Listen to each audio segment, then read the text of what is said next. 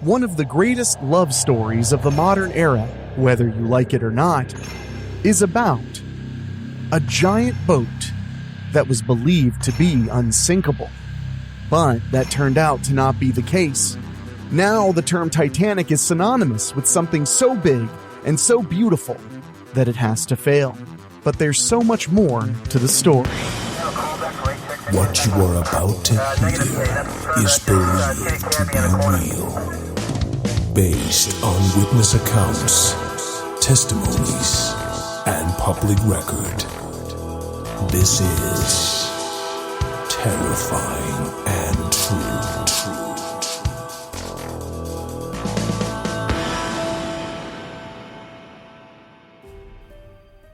When it comes to major disasters, nothing is ever simple.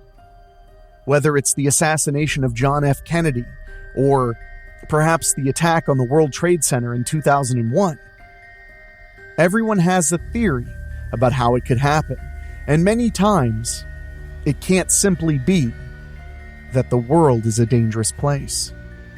But the Titanic was one of the first examples to grab the world's attention, to grab their imagination and make them wonder, is anything truly too big to fail?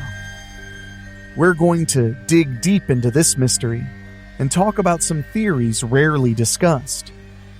And we're going to have a good time doing it. After these quick words from our sponsor.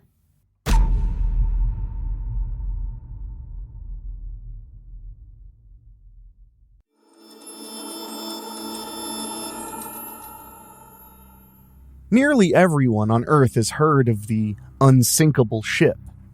But of course, there's more to the story than we know. So actually, don't pardon the pun. The pun is intentional. Let's dive in.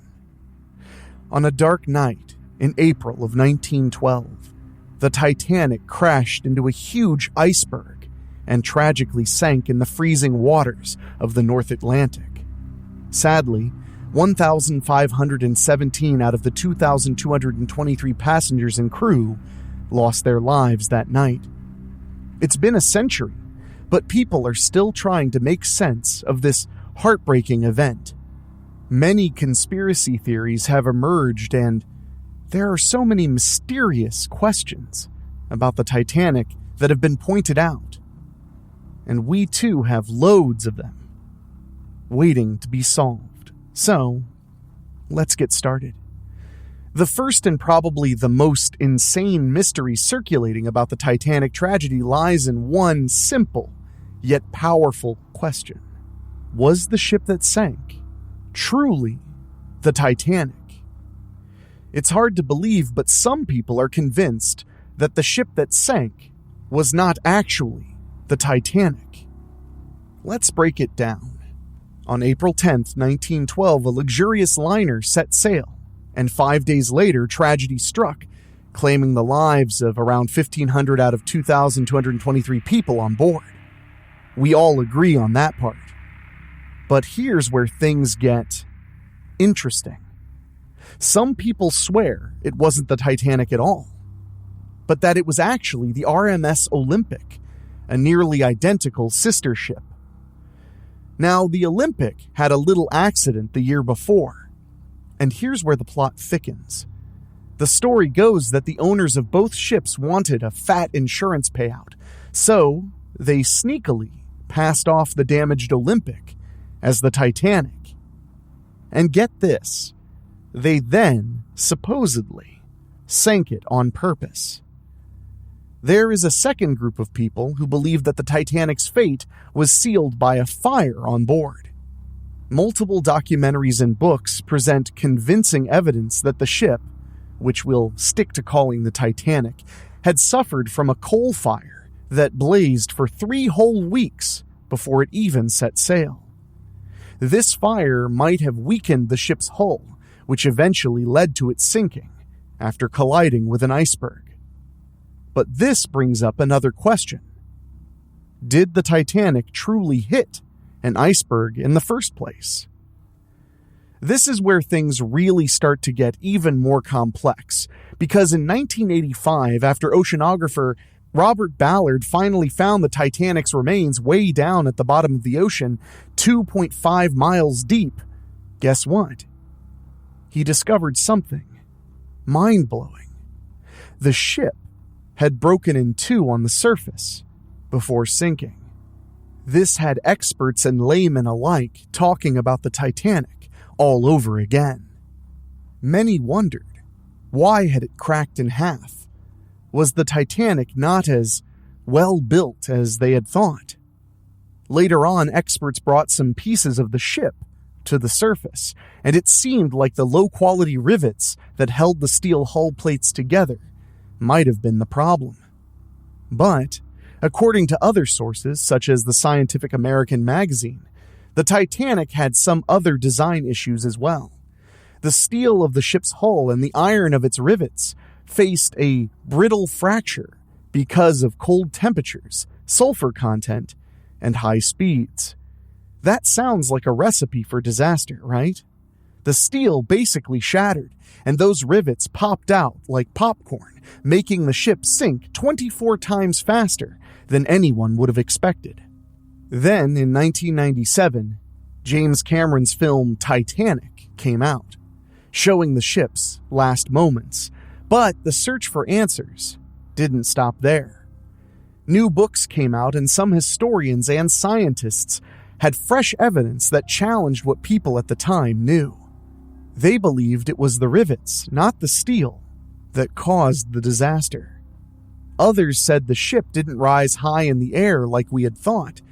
It sank while still flat on the surface, and like most other aspects surrounding the incident, this area too remains gray, a mystery with little hope for a solid black and white answer. But if we swim a little deeper into the murky waters of conspiracy theory, there are some people who also believe that J.P. Morgan, the millionaire banker, planned the entire sinking in order to eliminate his rivals. According to this theory, Morgan initially planned to be on the Titanic himself, but changed his mind at the last minute.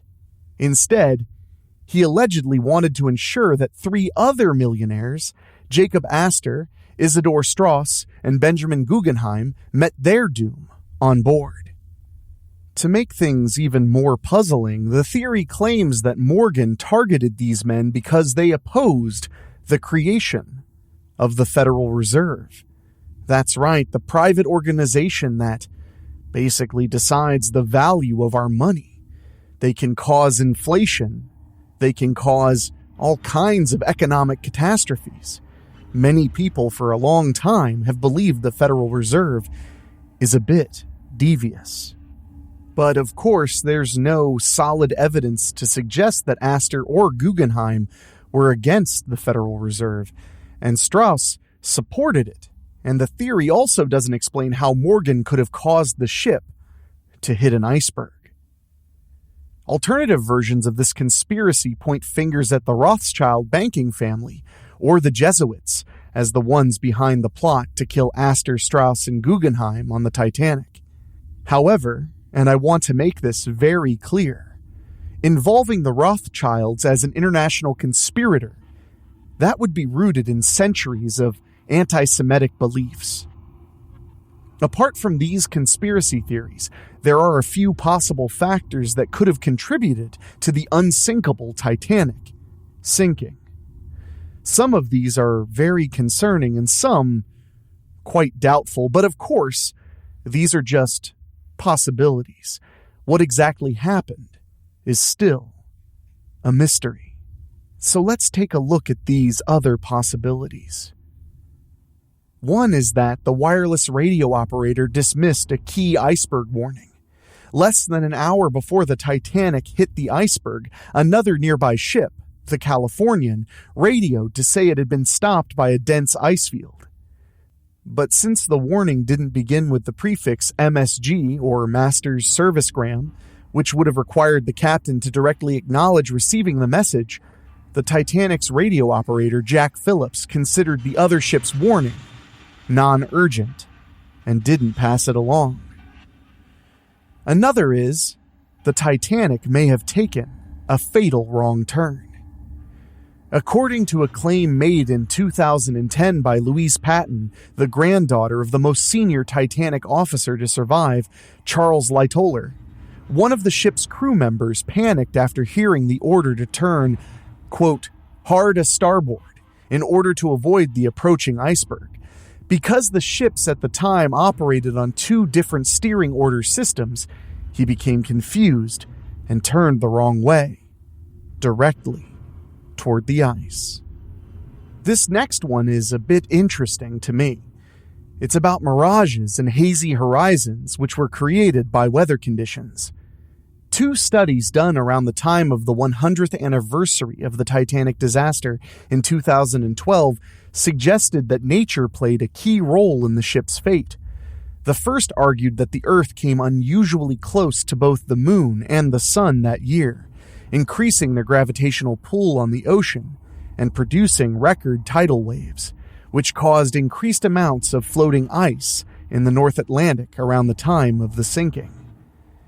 The second study by British historian Tim Moulton claimed the atmospheric conditions on the night of the disaster might have caused a phenomenon known as superrefraction.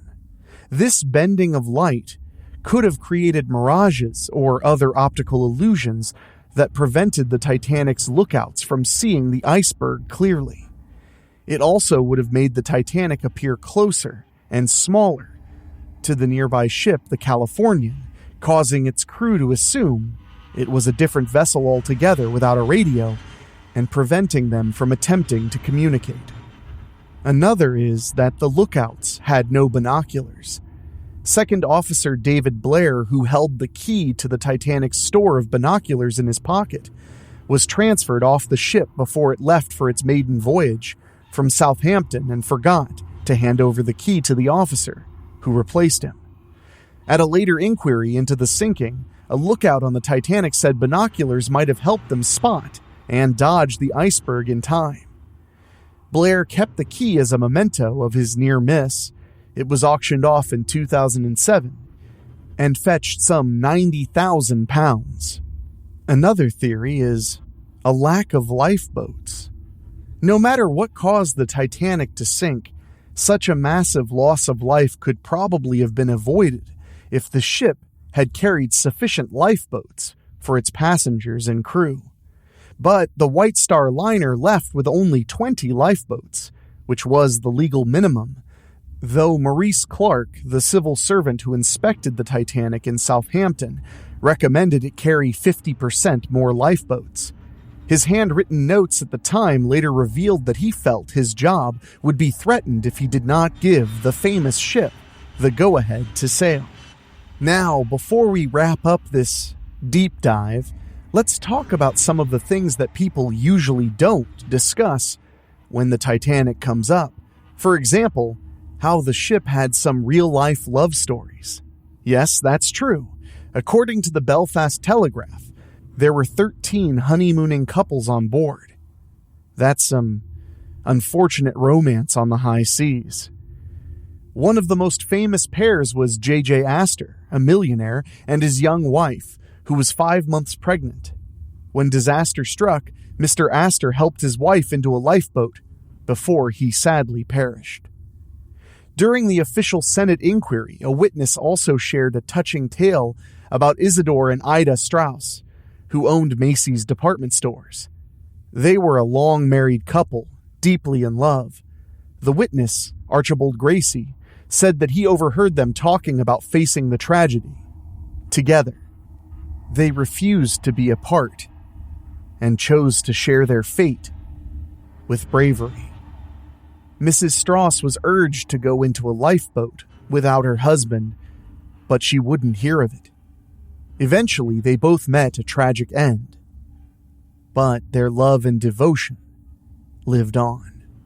It is also true that not many people have been able to properly see the wreckage of the Titanic, and some experts argue that the wreckage should be left alone because the ship could be considered a final resting place, a type of underwater gravesite.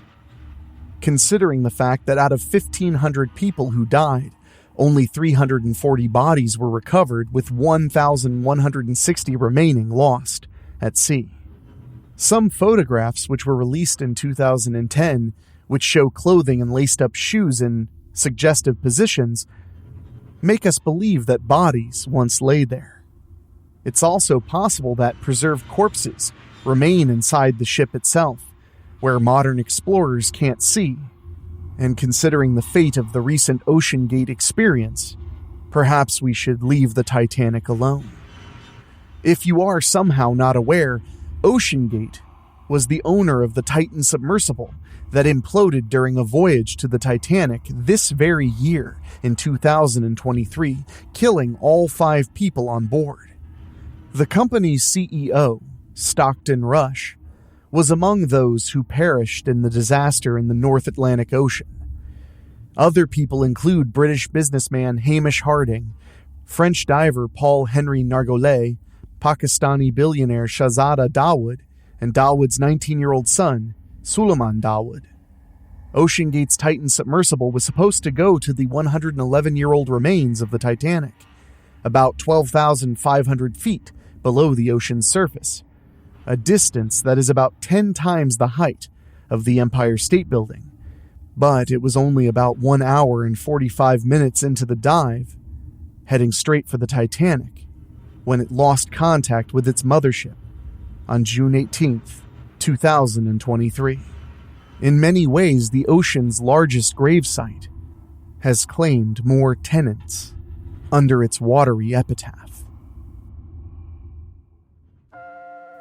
It's a harrowing thing to think about what it would be like to be on board the Titanic, to be traveling across the ocean, something that really has only been accessible to the everyday person for maybe the last 160 years. Some were there for leisure, others simply commuters. But in the end, the boat sank. In a way, the least we can do is learn a lesson from it. And that lesson is simple. Nothing, no matter how big, no matter how impressive, is above failure. Whether it be a piece of technology or a person, we all are susceptible, and we need to all stay a bit frosty and watch our backs. But what do you think? Do you think the Titanic had some kind of conspiracy behind it? Do you think that it was simply bad luck, or was it many small mistakes that all added up to one of the biggest disasters in world history? I myself, I'm not sure. After learning more about this, all I know is the Titanic was the biggest boat of all time, and now it's more known as the biggest mystery of all time. So let's take a moment and honor its legacy. Terrifying and True is narrated by Enrique Couto. It's executive produced by Rob Fields, produced by Daniel Wilder, with original theme music by Ray Mattis. If you have a story you'd like us to cover on the program, send us an email at weeklyspooky@gmail.com. And if you want to support us in a very direct way, go to weeklyspooky.com and click on Patreon. For as little as $1 a month, you can support us and allow us to keep the spooky rolling and rolling and rolling. And I want to say a big thank you to our Patreon podcast boosters, folks who pay just a little bit more to hear their names at the end of the show. And they are Johnny Nix, Bobbletopia.com, Megan Hua, Julia Kirsch, Brent McCullough, Steve King, Karen Weemet, Jack Kerr, and Craig Cohen. Thank you all so much, and we'll see you next time right here on Weekly Spooky and Terrifying and True.